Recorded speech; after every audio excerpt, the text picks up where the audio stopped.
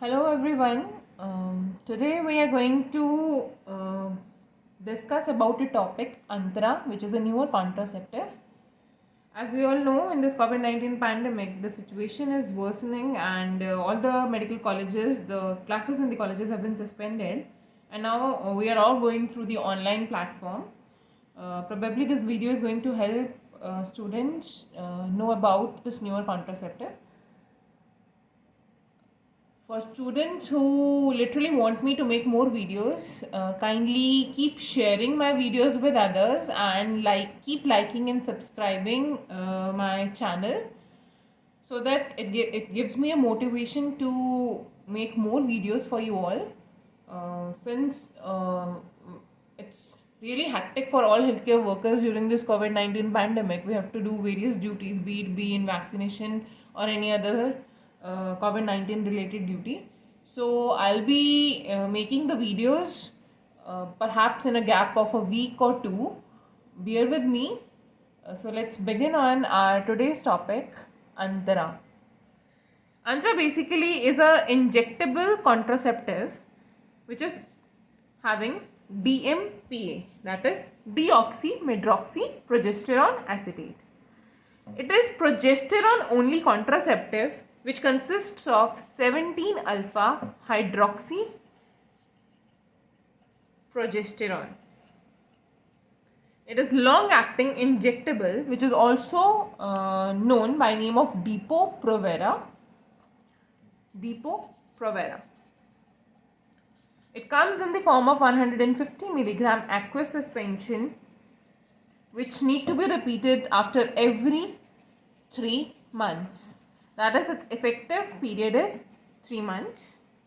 If I talk about the failure rate of Antara, it is 0.3 pregnancies per 100 women year.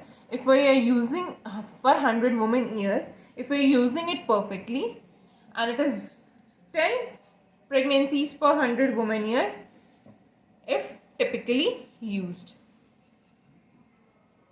Now let us go towards mechanism of action of Antara. Antara basically acts by suppressing FSH and LH, that is follicle stimulating hormone and luteinizing hormone, thereby inhibiting ovulation. It depletes estrogen and increases the progesterone level, thereby causing thickening of endometrial lining and thickening of cervical mucus, thus making unfavorable for implantation. It is given intramuscularly in upper arm, that is in deltoid. One vial, that is 1 ampule, which consists of 1 ml, having 150 milligram of progesterone is used per time. Now, when to start this DMPA? What is the appropriate time that we should start giving this Antara? 3 most appropriate times we will be discussing depending upon the situation. If we talk about a lady who has just delivered, so lady can get Antara injection at an interval of 6 weeks post delivery. Between 6 weeks to 6 months, this Antara can be used, but this can only be used with the condition that the woman is either fully feeding, fully breastfeeding, or almost fully feeding the child. And also that monthly cycles have not returned. Coming to the other situation, other women can use DMPA from the very first day of menstrual cycle or between 1st to 7th day of menstrual cycle, preferably being first day, but it can be given in the 1st to 7th day of menstrual cycle. Now, what is the reason? Here I want to point out that if the contraceptive, this injectable contraceptive is given between first 7 days of menstrual cycle, there is no need to use any other method of contraception. So DMPA can also be given prior or post 1 to 7 days of the menstrual cycle. If it is given post 7th day of the cycle, another method of contraception, that is any other backup method, needs to be used. Fine. So this is when to give DMPA. Now, we have already discussed that it is effective for a period of 3 months. We have to repeat this injectable after a period of 3 months. Now, what are the advantages and disadvantages of DMPA? If I talk about advantages, it can be used in women of any age and parity. Any age and parity it can be used.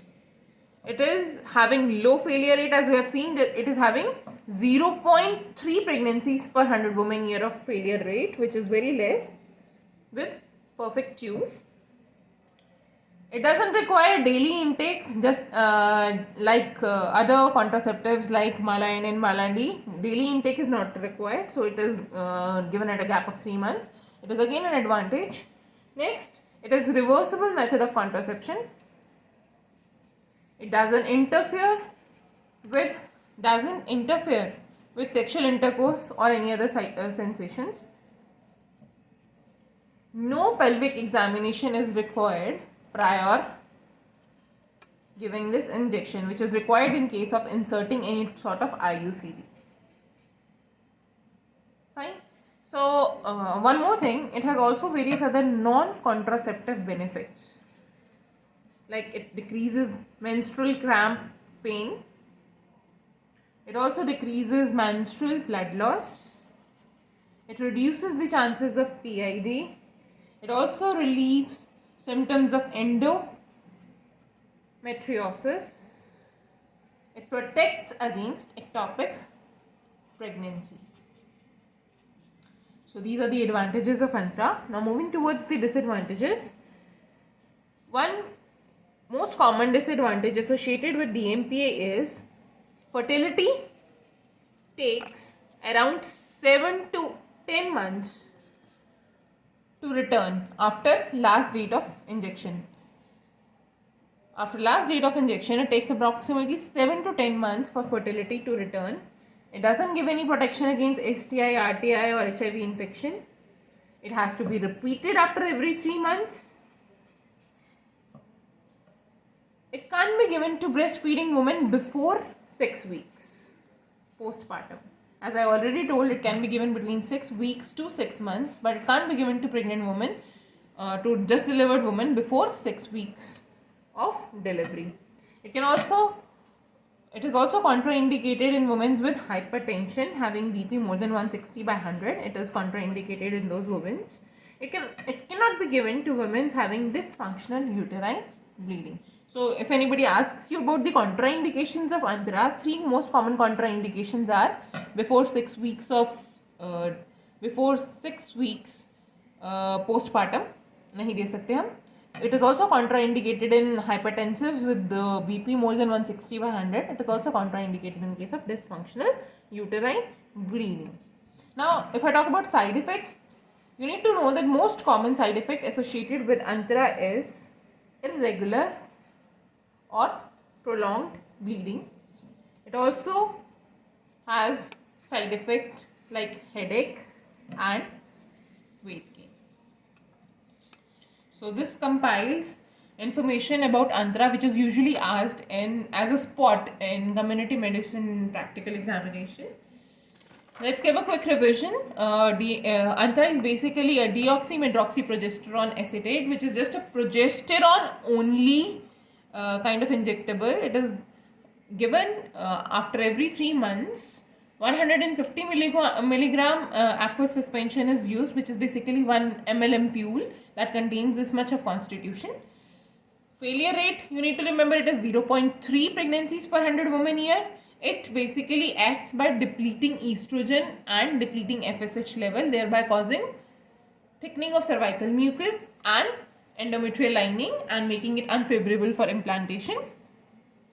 It is usually given at 1st to 7th day of the menstrual cycle, preferably at 1st to 7th day of menstrual cycle, but can be given thereafter also.